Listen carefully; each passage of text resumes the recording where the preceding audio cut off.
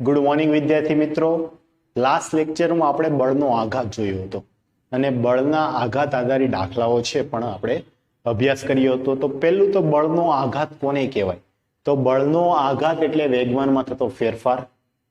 સમજાય છે? બળનો આઘાત એટલે વેગમાનમાં થતો ફેરફાર, અથવા બીજું પણ કહી શકીએ કે બળનો આઘાત એટલે બળ ગુણ્યા સૂક્ષ્મ સમયગાળો.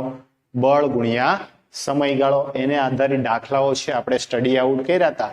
ચાલો એ દાખલાઓમાં છે હવે આપણે આગળ વધીએ. તો આજે આપણે જોવાનું છે સ્વાધ્યાયનો દાખલા નંબર 5.14. જોજો, રકમ કંઈક આ પ્રમાણે છે. આકૃતિ 5.16 માં 4 કિલોગ્રામ દળના એક કણનો સ્થાન સમય આલેખ દર્શાવેલો છે. તો એ t 0 માટે, t 0 માટે, t0<t4 સેકન્ડ માટે કણ પર લાગતું બળ, અને બી t=0 અને t<4 સેકન્ડ માટે આઘાત છે આપણે મેળવવાનો છે. એક તો બળ અને આઘાત, બે વસ્તુઓ છે આપણે મેળવવાની છે. જો આકૃતિ જે દોરેલી છે એ કંઈક આ પ્રમાણે છે.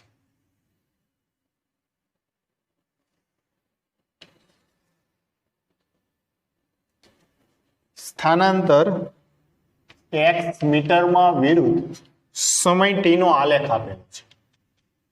ઓકે, અને આ આલેખનો આ રીતે ઢાળ દર્શાવેલો છે. ચાલો, આ રીતે છે. ઓકે, અહીંયા એની વેલ્યુ છે 3 અને અહીંયા એની વેલ્યુ છે 4. આ 0 છે. ચાલો, પહેલું જો કેમ મેં અહીંયા દર્શાવ્યું, તો કે આગળ કઈ નથી આપેલું, તો આ કન્ડિશનમાં એક એવું હશે, સ્થાયી અવસ્થામાં હશે. તો પહેલું આપણે એ લખી શકીએ કે t 0 અને t 4 સેકન્ડ. જો 4 સેકન્ડ પછી પદાર્થનું સમય સાથે સ્થાન બદલાતું નથી, એટલે પદાર્થ કેવી અવસ્થામાં છે? સ્થાયી અવસ્થામાં છે. તો t 0 અને t 4 માટે પદાર્થ સ્થાયી અવસ્થામાં છે. તેથી પદાર્થ પર કોઈ બાહ્ય બળ લાગતું નથી. કોઈ બાહ્ય બળ લાગતું નથી. ઓકે, એ માટે આપણે પહેલો આન્સર છે લખ્યો. એમાં કીધું છે 0<t<4 સેકન્ડ માટે. ઓકે, તો 0 t 4 સેકન્ડ માટે સમય સાથે પદાર્થના સ્થાનમાં થતો ફેરફાર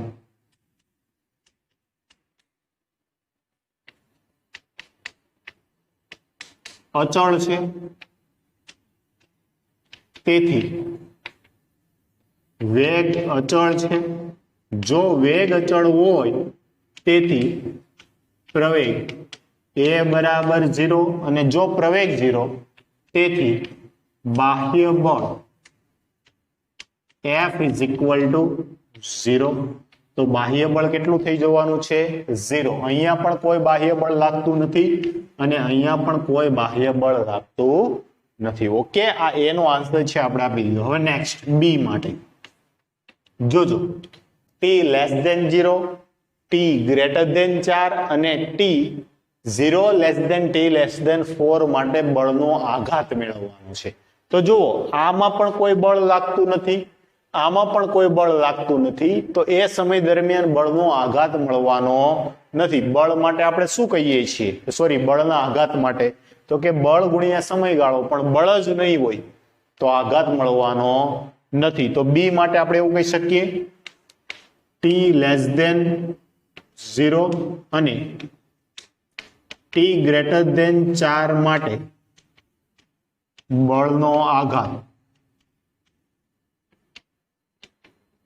=0. હવે વાત કરીએ 0 t <4 માટે ઓકે, તો આપણે શું કરીએ, ટી લેસ દેન 0 માટે વેગ, ટી લેસ દેન 0 માટે વેગ કેટલો આવશે? 0 મીટર પર સેકન્ડ, કેમ કે પદાર્થ સ્થિર છે. ટી ગ્રેટર દેન 0 માટે વેગ કેટલો આવશે? તો કે આનો ઢાળ, આ આલેખનો ઢાળ, તો 3 - 0 upon 4 - 0 is equal to 3/4 metre per second. તો બળનો આઘાત બરાબર કોના માટે લઈએ છીએ આપણે? T less than 4 less than 0 માં ટી ઇક્વલ ટુ 0 સમયે બળનો આઘાત કેટલો આવશે? તો કે બળનો આઘાત બરાબર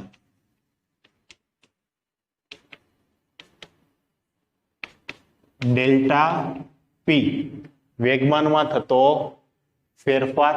ઓકે, તો વેગમાન માટે દળ ગુણ્યા સમયગાળો લેવો પડે આપણે. ધારો કે આ કણનું દળ આપણને આપેલું નથી. ઓકે, 4 કેજી આપેલું છે. કણનું દળ કેટલું છે? m બરાબર 4 કેજી. તો વેગમાનમાં થતો ફેરફાર બરાબર m v - v0. આ અંતિમ છે, આ પ્રારંભિક છે, તો આ શું થઈ જશે? m 4 છે. ફાઇનલ કેટલું આવ્યું? 3/4 - 0. તો આ કેટલું થઈ જવાનું છે? 3 કિલોગ્રામ મીટર પર સેકન્ડ. આ કયું આવ્યું? વેગમાન એટલે કે બળનો આઘાત આવ્યો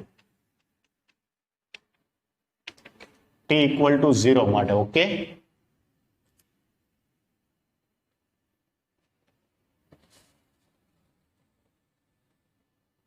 ચાલો આગળ વધીએ. અહીંયા જોઈએ આ સમયે, તો આ સમય માટે આપણે શું લખી શકશું? જોજો, ધ્યાન આપજો. એના માટે તો કે ટી લેસ દેન 4 માટે વેગ, ટી લેસ દેન 4 માટે વેગ v0 કહું, v01, તો એ કેટલો થઈ જશે? તો કે y અક્ષ ના છેદમાં x અક્ષ, y ના છેદમાં x. તો એનો ઢાળ છે આપણે લેવો પડે, અને ઢાળ કેટલો આવશે? તો કે ઢાળ આવશે 3/4 metre per second. Okay, final T greater than 4 માટે વેગ v1 બરાબર કેટલું આવશે? 0 મીટર પર સેકન્ડ, કેમ કે 4 પછી તો એ કેવો થઈ જાય છે? સ્થિર થઈ જાય છે. ઓકે, તો બળનો આઘાત બરાબર m v1 - v01, final minus initial.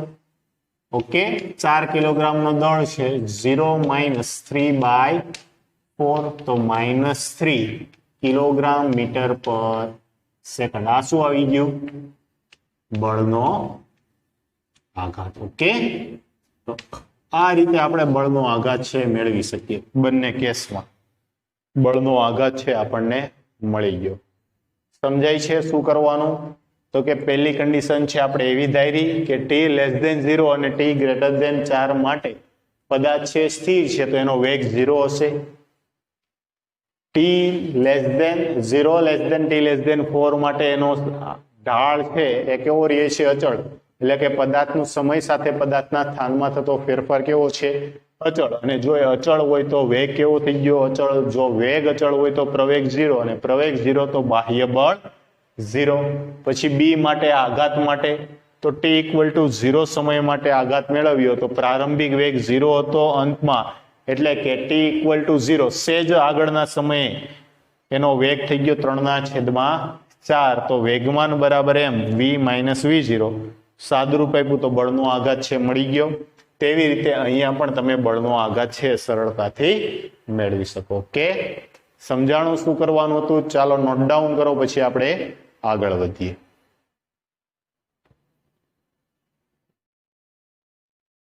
ચાલો આગળ વધીએ. હવે જોવાનું છે આપણે સ્વાધ્યાયનો પ્રશ્ન નંબર 5.18. રકમ કંઈક આ પ્રમાણે છે. 0.05 કિલોગ્રામ દળના 2 બિલિયર્ડ બોલ 6 મીટર પર સેકન્ડની ઝડપથી ગતિ કરતા કરતા અથડાય છે અને તેટલી જ ઝડપથી પાછા ફેંકાય છે, તો દરેક બોલને બીજા વડે લાગેલો આઘાત કેટલો હશે? શું કીધું છે? તો કે 0.05 કિલોગ્રામના 2 બોલ છે. m = 0.05 કિલોગ્રામના 2 બોલ 6 મીટર પર સેકન્ડની પ્રારંભિક ઝડપથી, તો જો પ્રારંભિક ઝડપ 6 મીટર પર સેકન્ડ, આમની પણ પ્રારંભિક ઝડપ કેટલી આવશે? વી ઇનિશિયલ એ લઈ લઉં, વી ઇનિશિયલ બી લઈ લઉં, કેટલી છે? 6 મીટર પર સેકન્ડ. બંને એકબીજાની સામ સામે ગતિ કરે છે. શું થશે? તો કે અથડામણ પેલાના વેગ છે, બેવ અથડાશે અને વિરુદ્ધ દિશામાં ગતિ કરવા લાગે છે. તો સ્વાભાવિક વાત છે એ આ બાજુ જશે. તો વી ફાઇનલ બરાબર, વી ફાઇનલ એ બરાબર 6 મીટર પર સેકન્ડ અને વી ફાઇનલ બી બરાબર ફરી પાછું 6 મીટર પર સેકન્ડ. ઓકે, આવું આપેલું હોય એટલે કોઈ પણ એક દિશાને તમારે ધન ગણી લેવાની. તો જુઓ, પ્લસ એક્સ અક્ષની દિશાને આપણે ધન ગણીએ તો આ -6 આવશે, આ કેટલા આવી જશે? -6, આ +6, આ વિરુદ્ધ દિશામાં હોવાથી આ આવશે -6 અને આ કેટલા આવશે? +6. ઓકે, લખવાની જરૂર રહેતી નથી. તો હવે બોલ એ માટે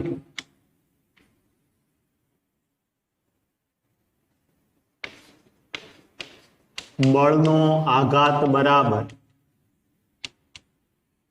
એમ V final minus V initial. Okay, ચાલો, દળ કેટલું છે? 0.05.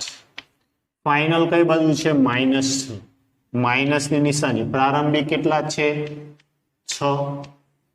ઓકે, -6 ઇન્ટુ -6 એટલે 0.05 ઇન્ટુ -12. સાદુરૂપ આપો તો 12×5 -0.6 કિલોગ્રામ મીટર પર સેકન્ડ. એ બોલનો આઘાત આવી ગયો. આઈ ને આપણે ઇમ્પલ્સ વડે દર્શાવીએ છીએ. બળનો આઘાત ઇમ્પલ્સ આઈ ઓફ એ બરાબર કેટલા એવા? 0.6 કિલોગ્રામ મીટર પર સેકન્ડ. આગળ જતા બળનો આઘાત છે અને સાથે સાથે જડત્વની ચાક માત્રાને પણ આપણે ઇમ્પલ્સ વડે દર્શાવીએ, સોરી એને કહેવાય છે મોમેન્ટ ઓફ ઇનર્શિયા, એને પણ આઈ વડે દર્શાવીએ છીએ. એટલે આપણે બળનો આઘાત જ રાખશું સંજ્ઞા દર્શાવવાના બદલે. તેવી રીતે બોલ બી માટે, બોલ બી માટે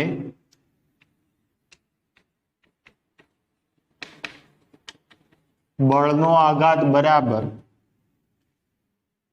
વેગમાનમાં થતો ફેરફાર M V final of B minus V initial of B. Okay, ચાલો ફરી પાછું દળ સેમ જ છે. 0.05 વી ફાઇનલ ઓફ બી કઈ દિશામાં છે? પ્લસ માઇનસની નિશાની. આ કઈ દિશામાં છે? વિરુદ્ધ. તો -6 માઇનસ માઇનસ પ્લસ 12 થઈ જશે. 12 ગુણ્યા 0.05. તો બળનો આઘાત આઈબી બરાબર કેટલો આવી જશે? 0.6 kilogram metre per second. Okay, તો આ રીતે તમારે પ્રશ્ન છે ઉકેલવાનો છે. બળનો આઘાત એટલે વેગમાનમાં થતો ફેરફાર. સિમ્પલ જ છે. ઓકે, ખાસ સંજ્ઞા પદ્ધતિ છે આપવાની છે. ઘણી વખત છે તમારો આન્સર આવી જશે પણ અહીંયા નેગેટિવ પ્લસ આવશે તો પણ તમારો માર્ક્સ છે કપાઈ જશે. એટલે ફાઇનલ આન્સર આપણો એકદમ કરેક્ટ રહેવો જોઈએ. ઓકે, સમજાઈ ગયું? ચાલો આગળ વધીએ. હવે આપણે જોવાનું છે સ્વાધ્યાયનો દાખલા નંબર 5.20. રકમ કંઈક આ પ્રમાણે છે, હું રીડ કરું છું. એક બેટ્સમેન એક બોલનું તેની 54 કિલોમીટર પ્રતિ કલાકની પ્રારંભિક ઝડપમાં બદલાવ લાવ્યા સિવાય 45 ડિગ્રીના કોણ જેટલું આવર્તન કરે છે તો બોલ પર લાગુ પાડેલા બળનો આઘાત છે કેટલો હશે? જોજો, ધ્યાન આપજો. કેટલું? તો કે 54 કિલોમીટર પ્રતિ કલાક. હું અહીંયા આ રીતે લખું છું સ્વાધ્યાયનો દાખલા નંબર 5.20. જો આ રીતે લઈ શકીએ, આ ધારો કે બેટ છે તો શું થયું? તો કે એની સામે એક બોલ આવતો હતો. જોજો, આ રીતે બોલ આવ્યું. કેટલી કલાક સાથે? તો કે વી ઇનિશિયલ બરાબર 54 કિલોમીટર પ્રતિ કલાક બરાબર 54 ગુણ્યા શું થશે તો કે 5/9 સાદરૂપ આપો અથવા 1000 ગુણ્યા 3600 જ કરી દો. સાદરૂપ આપશો તો પ્રારંભિક વેગ આવી જશે 15 મીટર પર સેકન્ડ. તો શું કીધું છે તો કે એક બેટ્સમેન બોલનું 54 કિલોમીટર પ્રતિ કલાકની પ્રારંભિક ઝડપમાં બદલાવ્યા સિવાય 45 ડિગ્રીના કોણ જેટલું આવર્તન કરે છે. જો આ સમક્ષિતિજ સાથે આ રીતે છે તો અહીંથી ફરી પાછો એ આ રીતે પાછો મોકલી દેશે. કુલ ખૂણો જે આ કુલ ખૂણો છે કેટલો છે 45 ડિગ્રી. સમજાણું? અહીંથી બોલ જે આવ્યો તો એનું પ્રારંભિક વેગમાન હશે કંઈક દળ ઇન્ટુ વેગ લઈ લઈએ. આ એનું અંતિમ વેગમાન હશે. તો જો એ પ્રારંભિક વેગમાનમાં બદલાવ્યા વગર વેગમાન બદલાશે પણ એનો વેગ નહીં બદલાય એટલે વેગ સ્વરૂપે જ રાખવું. પ્રારંભિક વેગ વી ઇનિશિયલ બરાબર અંતિમ વેગ વી ફાઇનલ બંને કેવા આવશે સરખા. તો અહીંયા કહી શકો કે વી ઇનિશિયલ બરાબર વી ફાઇનલ બરાબર 15 મીટર પર સેકન્ડ. ઓકે, એ કેટલાના ખૂણે તો કે અહીંથી આવ્યું ત્યાંથી 45 ડિગ્રીના ખૂણે મૂકી દીધું. હવે સ્વાભાવિક વાત છે કે આ રીતે ફટકારાય તો આ બંને ખૂણાઓ આ જે ખૂણાને ધારો કે હું થીટા એઝ્યુમ કરું તો આ પણ કેટલો હશે થીટા જ હશે. તો આના માટે આપણે એમ કહી શકીએ કે આકૃતિ પરથી 2 theta is equal to 45 degree. તેથી થીટા બરાબર 22.5 ડિગ્રી આપણને થીટા મળી ગયું. જો તો ખૂણો કેટલો આવ્યો થીટા બરાબર 22.5 ડિગ્રી આવ્યો. ઓકે, આના માટે પ્રારંભિક વેગનો ઘટક કઈ દિશામાં છે જો આ રીતે થશે તો આ મળશે અને અંતિમ વેગનો ઘટક કઈ દિશામાં છે આ દિશામાં છે. બેવ પરસ્પર કેવી દિશામાં છે વિરુદ્ધ દિશામાં. અને અહીંયા બેવ કેવી દિશામાં છે સેમ જ દિશામાં. તો પહેલું લઈએ સમક્ષિતિજ માટે. તો સમક્ષિતિજ માટે આપણે શું લખી શકીએ તો કે બળનો આઘાત બરાબર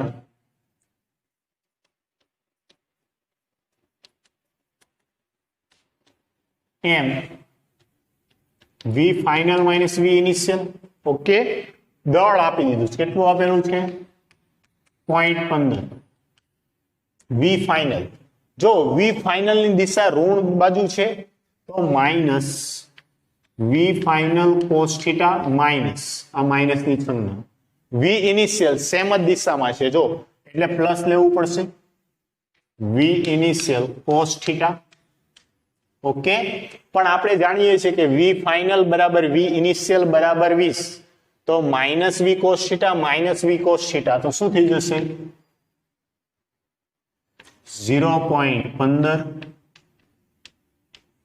minus 2v cos 22.5 degree. Okay, ચાલો 2 ગુણ્યા 0.15 એટલે 0.3v કોસ 22.5 અને v ની કિંમત છે મૂકી દઈએ. ચાલો v કેટલું છે 15 કિલોમીટર પ્રતિ કલાક 15 metre per second into cos 22.5. આગળ માઇનસ ની નિશાની તો આવશે જ. ઓકે, માઇનસ આ બધાની કિંમત મૂકો. કોસ 22.5 ની કિંમત મૂકી એને 15 વડે અને 0.3 વડે તમે ગુણાકાર કરશો અને સાદુરૂપ આપશો તો સાદુરૂપ આપતા તમારો આન્સર આવશે minus 4.1175 kilogram metre per second. Okay, તો આને નિયરલી ઇક્વલ ટુ કેટલું લઈ શકીએ માઇનસ 4. આવું કઈક સમથિંગ આવશે તો 4.15 કિલોગ્રામ મીટર પર સેકન્ડ. આ શું મળી ગયો સમક્ષિતિજ દિશામાં બળનો આઘાત. હવે કોના માટે લઈએ શિરોલંબ દિશામાં કે શિરોલંબ દિશામાં બળનો આઘાત છે મેળવીએ. તો શિરોલંબ દિશામાં બળનો આઘાત બરાબર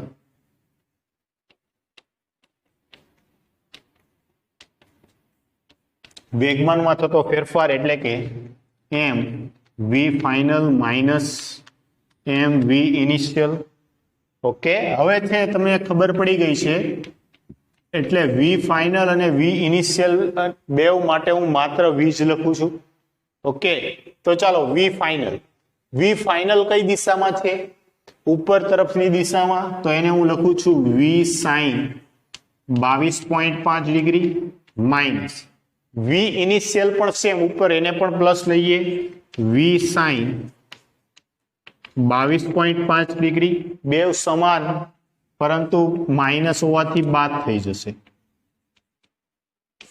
તો આ બળનો આઘાત છે કેટલો મળી જશે? 0 કિલોગ્રામ મીટર પર સેકન્ડ. એટલો બળનો આઘાત છે મળશે. ઓકે, આ દાખલો છે આપણા માટે અગત્યનો.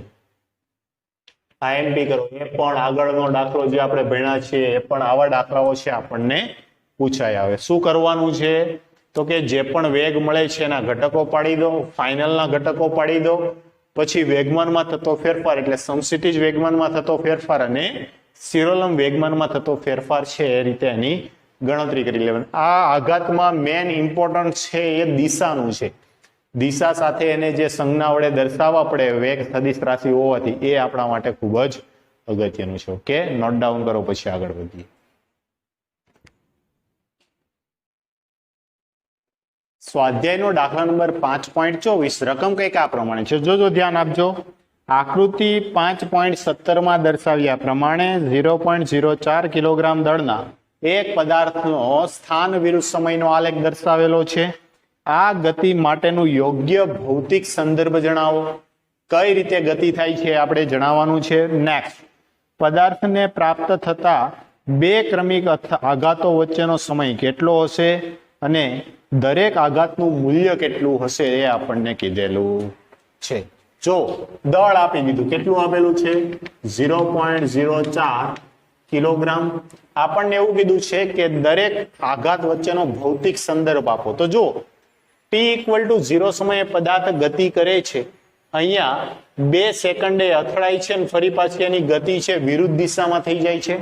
ફરી પાછો એ અથડાઈને ફરી પાછી એની ગતિ આવી રીતે. તો આ રીતે આપણે વિચાર કરી શકીએ કે આ એક દિવાલ એ છે. તો ધ્યાન આપજો, શું છે? દિવાલ એ. અને અહીંયા એક દિવાલ બી છે. આ એ દિવાલ પાસેથી એક દડો છે, આ દિશામાં ગતિ કરે છે. પ્લસ એક્સ દિશા હોવાથી ત્યાં એનો વેગ છે અચળ વેગ સાથે ગતિ કરે છે. અહીંયા અથડાશે અને અથડાઈને ફરી પાછી વિરુદ્ધ આ દિશામાં આવશે. તો અહીંયા એનો વેગ છે એને પ્લસ લઈએ તો આ દિશામાંના વેગને આપણે કેવો લેવો પડશે? માઇનસ લેવો પડે. ફરી પાછું અહીંથી અથડાઈને ફરી પાછું આ રીતે. તો એના માટેની એક આઇસેન્ટિયલ રિક્વાયર્ડ એટલે કે ફરજિયાત એક છે કે આ જે સપાટી છે એ ઘર્ષણ રહિત હોવી જોઈએ. કેવી હોવી જોઈએ? ઘર્ષણ રહિત સમસ્થિતિ સપાટી હોય તો આવું બની શકે. કોઈ એક બોલ છે એને અથડાઈ દો તો ફરી પાછો અહીંયા આવીને અથડાઈને કન્ટિન્યુઅસલી એની અથડામણ ક્યારે ચાલુ રહે? તો કે કોઈ પ્રકારનું ઘર્ષણ લાગે નહીં તો. ઓકે, તો આપણને આ ગતિનો સંદર્ભ આપવા કીધું છે. તો અહીં આપેલ આલેખે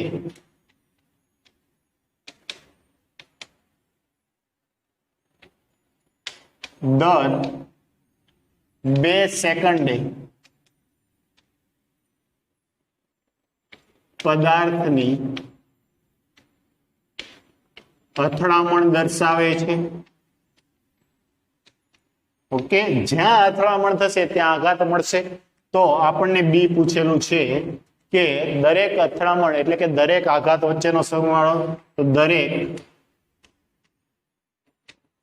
આઘાતનો સમયગાળો 2 સેકન્ડ છે. ઓકે, આ દરેક આઘાતનો સમયગાળો આવ્યો. નેક્સ્ટ જોઈએ તો અહીંયા આલેખ અને આલેખ પરથી 2-3 બાબતો કહી શકીએ. આલેખ પરથી પહેલું, પદાર્થ આલેખ પરથી પદાર્થનો વેગ અચળ રહે છે અને બીજું દરેક અથડામણ વખતે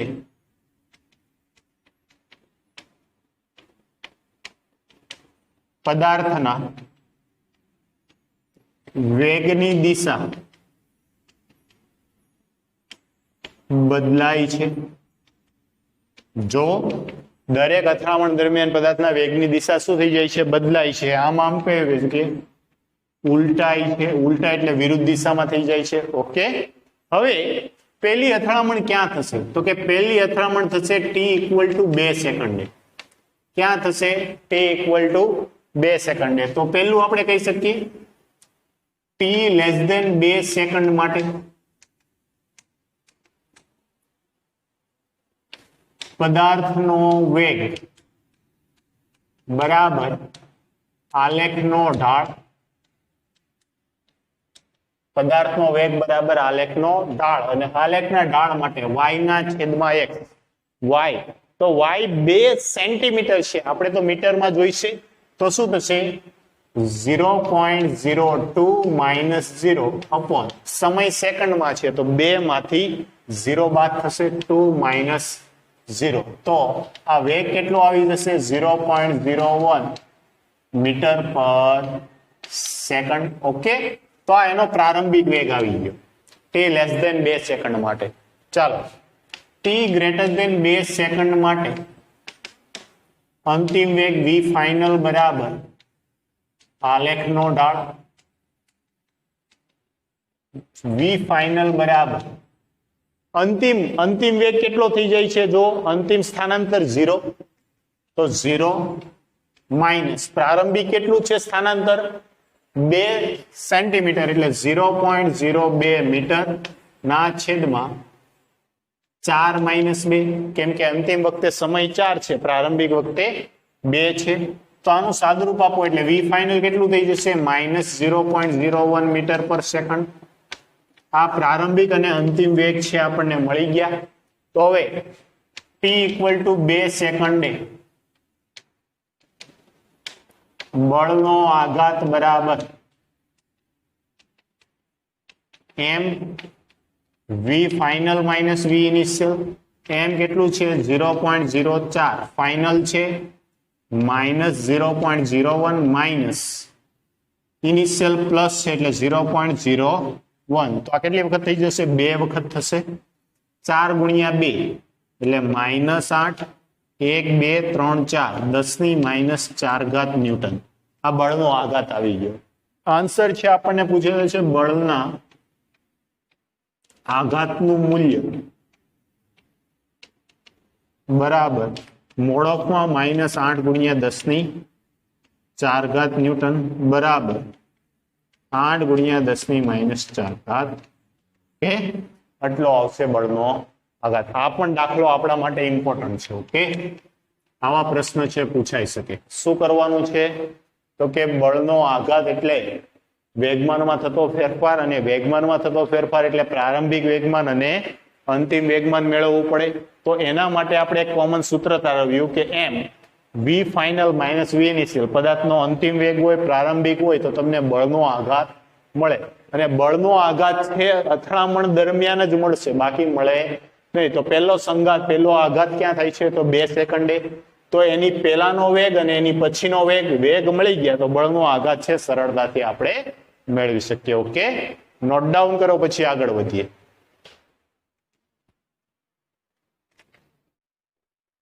ચાલો આગળ વધીએ। હવે જોવાનું છે સ્વાધ્યાયનો દાખલા નંબર 5.11। રકમ કંઈક આ પ્રમાણે છે। એક ટ્રક સ્થિર સ્થિતિમાંથી શરૂ કરીને 2 મીટર પર સેકન્ડથી પ્રવેગિત ગતિ કરે છે। t=10 સેકન્ડે ટ્રક ઉપર ઉભેલી વ્યક્તિ જે જમીનથી 6 મીટરની ઊંચાઈએ એક પથ્થરને પડવા દે છે।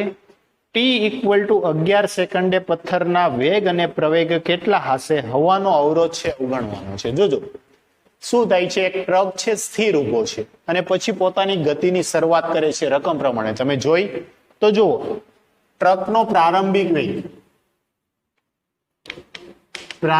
વેગ v0 બરાબર 0 મીટર પર સેકન્ડ, પ્રવેગી ગતિ કરી એટલે 2 બરાબર 2 મીટર પર સેકન્ડ સ્ક્વેર. આ ટ્રક છે કેટલા સેકન્ડ સુધી ગતિ કરે છે? 10 સેકન્ડ સુધી. તો જો t ઇક્વલ ટુ 10 સેકન્ડ માં પદાર્થનો સમસ્થિતિજ વેગ,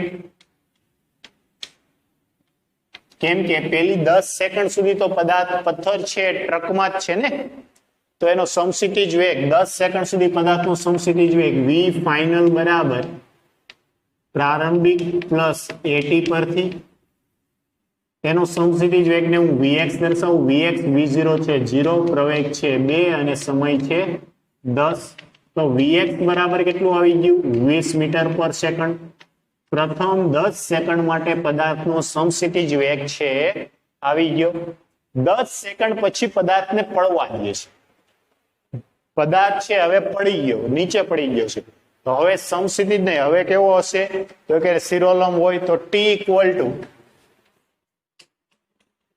10 થી t ઇક્વલ ટુ 11 સેકન્ડ વચ્ચે પદાર્થનો શિરોલંબ વેગ. પેલા એક કામ કરું કે તો જો આ સમય દરમિયાન તો આ સમયગાળો કેટલો આવશે? v ઓફ y બરાબર v0 y પ્લસ ayt પરથી. ઓકે, એનો પ્રારંભિક વેગ v0y બરાબર 0, પ્રવેગ કેટલો આવશે? તો કે 10 મીટર પર સેકન્ડ. સમયગાળો 10, 11 માંથી 10 જાય એટલે 1, તેથી શિરોલંબ પ્રવેગ આવશે 1 મીટર પર વેગ આવશે 1 મીટર પર સેકન્ડ. તમારી પાસે સમસ્થિતિજ વેગ છે, તમારી પાસે શિરોલંબ વેગ છે. તો હવે તમે એમ કહી શકો કે t ઇક્વલ ટુ 11 સેકન્ડે પદાર્થનો વેગ v બરાબર √ vx square plus vy square બરાબર કેટલું આવશે? 20 નો વર્ગ વત્તા 10 નો વર્ગ. માફ કરજો ને, 10 ગુણ્યા 10 એકુ 10 કેટલા આવશે? 10 મીટર પર સેકન્ડ. 10 નો વર્ગ 400 વત્તા 100 એટલે વર્ગમૂળમાં 500. 500 એટલે 100 ગુણ્યા 5 કહેવાય. તો કેટલું થઈ જશે? 5√10 મીટર પર સેકન્ડ. આ કોનો આવી ગયો? પથ્થરનો વેગ આવ્યો. ઓકે, હવે આ વેગની દિશા કઈ? તો જુઓ 10 સેકન્ડ સમયે પદાર્થનો સમસ્થિતિજ વેગ આ બાજુ છે, શિરોલંબ વેગ આ બાજુ છે. તો પદાર્થ કંઈક આ રીતે ગતિ કરશે. આ પદાર્થનો ગતિપથ આવ્યો. તો પદાર્થના ગતિપથે આ સમસ્થિતિ સાથે બનાવેલો ખૂણો તો શું થઈ જશે? tan થીટા બરાબર vy ના છેદમાં vx. આ vx અને આ vy છે. તો vy કેટલું છે? 10. vx કેટલું છે? 20. તો 20 ના છેદમાં 10 એટલે 1.2. tan થીટા બરાબર 0.50. આ રીતે. તો આની કિંમત છે થીટા કંઈક આવશે 26.7 ડિગ્રી. થીટા કેટલું આવશે? 26.7 ડિગ્રી. એટલા ખૂણે છે પદાર્થ ગતિ કરશે. તો એમ કહી શકીએ કે સમસ્થિતિજ સાથે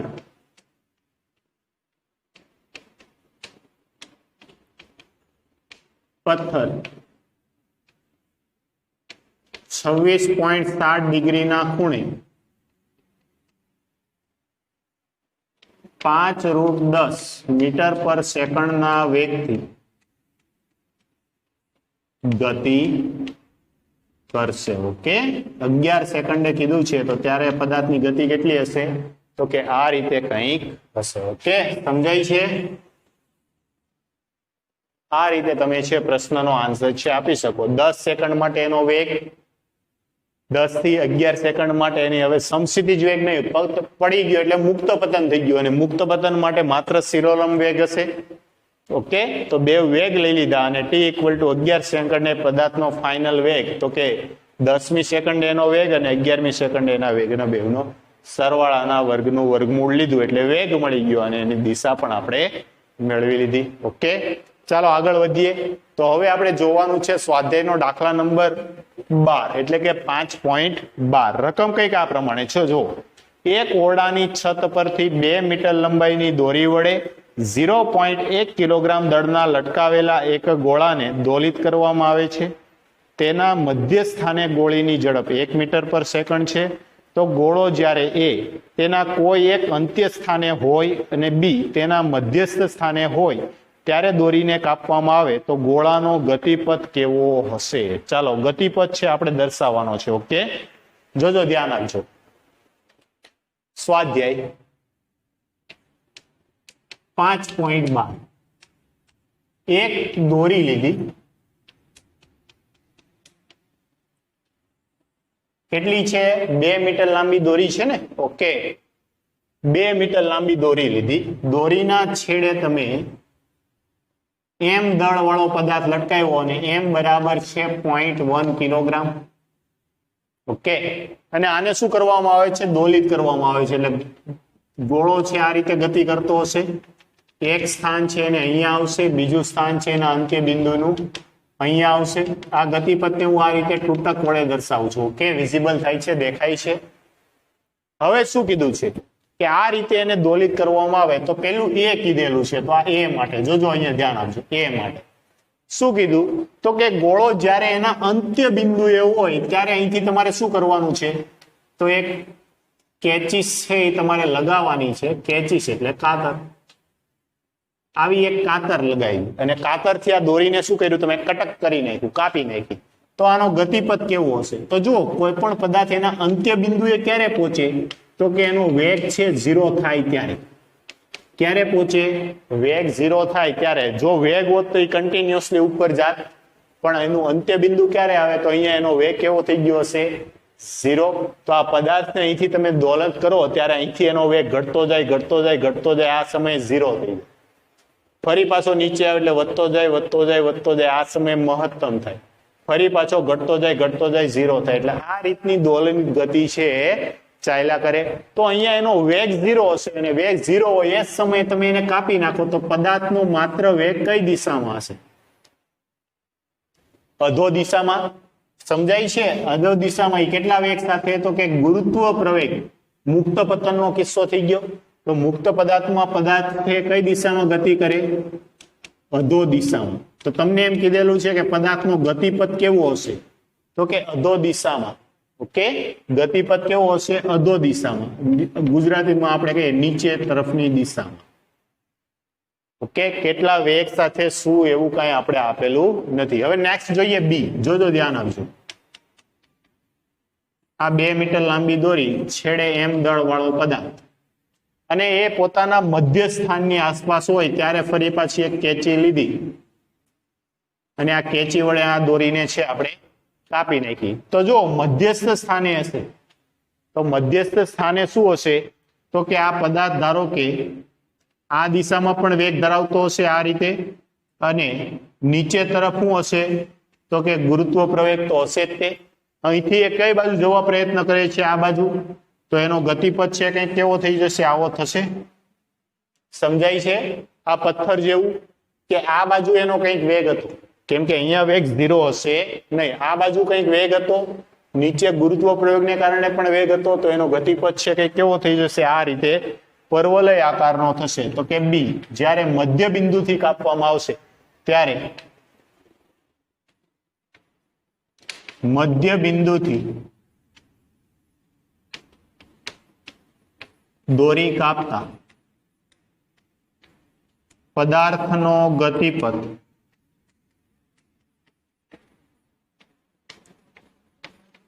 પરવલયિત કેવો થશે? પરવલયાકાર થશે. ઓકે, સમજાય છે? તો આ રીતે પ્રશ્નો છે તમારે સોલ્વ કરવાના છે. બંને પ્રશ્નો છે તમે નોટ કરો, પછી છે આપણે આગળ વધીએ.